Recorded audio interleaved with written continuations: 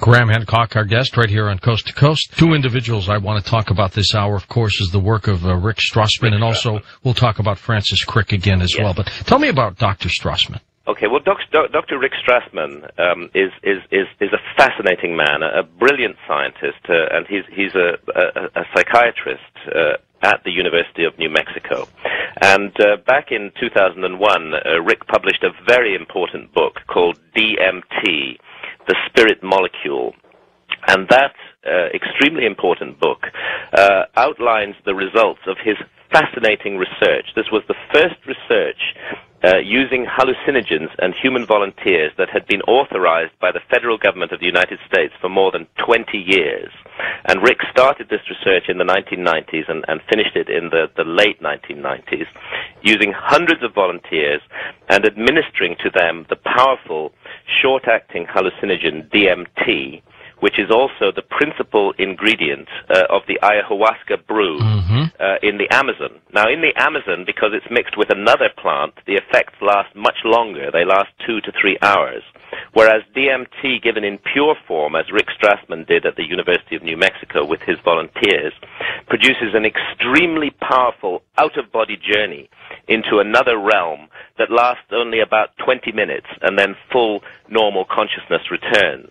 As Rick started to administer this substance to his volunteers, he began to notice, as he compiled their reports over a period of years, that all of them, even though they didn't actually know each other very often and had no shared or common background, that all of them seemed to be reporting meeting the same beings in their altered state of consciousness. The same ones. The same ones with in the same extraordinary settings.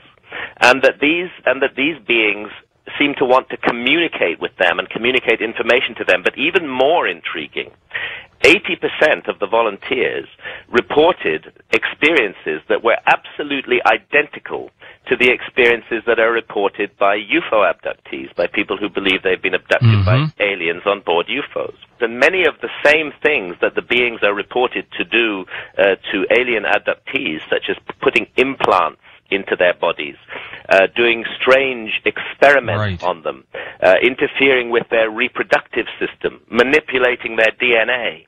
These experiences were all reported by Rick Strassman's volunteers. The pineal gland in the human brain produces DMT, the powerful hallucinogen. We actually make it. Very important to emphasize that Rick Strassman is not a reductionist. He doesn't reduce this to just brain chemistry. He believes that what is happening is that we need to understand the brain as a receiver, rather like a television receiver. And for most of us, that television receiver is tuned into channel normal all the time. What happens when we take a substance like DMT, or when our own brains overproduce it, or when we use other shamanic techniques to enter altered states of consciousness, is that the receiver wavelength of the brain is altered, and we pick up, well, Rick calls it channel DMT, where real beings, utterly real reality that is not accessible to us in ordinary states of consciousness, suddenly does become accessible to us. So he was suggesting that these experiences are absolutely real, but that our very materialistic science cannot get to grips with it because it is only accessible in certain states of consciousness. And those states of consciousness may be mediated by DMT, and that it cannot be an accident that our evolution has given us this potential. Evolution gives us nothing unless it's useful. And it therefore suggests that these altered states of consciousness are incredibly useful to the human species. And indeed, to come back to the theme of my book, I do argue that the extraordinary before and after event that took place in human prehistory around 40,000 years ago, when a light was suddenly switched on in our heads all around the world, precisely had to do with our discovery of altered states of consciousness, which gave us access to these other realms and to the vital information that is available to us in those realms. It seemed to open a doorway inside our minds that lead us through into another dimension, and that these experiences are extraordinary and mysterious and desperately need to be researched. Rick Strassman, he is now absolutely convinced, as I am, that reality is much more complicated than we imagine, and that the very small part of reality that we normally relate to. Like an iceberg, the tip of the iceberg is above the surface, but 9/10 of it is below the surface.